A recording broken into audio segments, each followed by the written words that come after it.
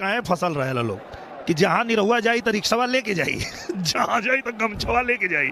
नमस्ते, सत श्री अकाल, जय हिंद दोस्तों। 3 विकेट को हैट्रिक और 4 विकेट लेने पर क्या कहेंगे भोजपुरी कमेंटेटर्स का जवाब सुन लोटपोट हुए वीडियो वायरल।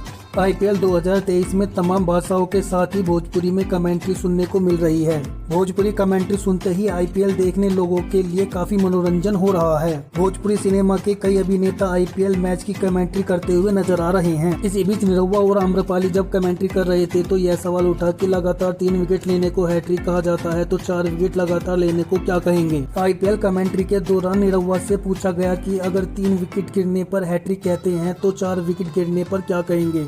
इसी पर निरहुआ ने कहा कि अगर 3 विकेट को हैट्रिक तो 4 विकेट गिरने पर चैट्रिक होगा।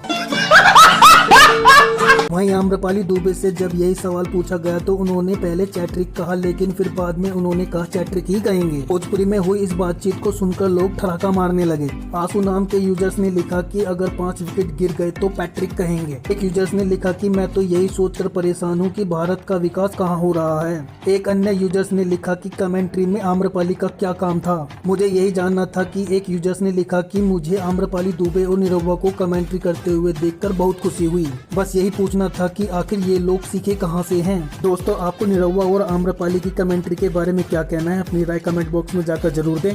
और ऐसी जानकारी पाने के लिए चैनल को दिल से लाइक करके सब्सक्राइब करना ना भूलें।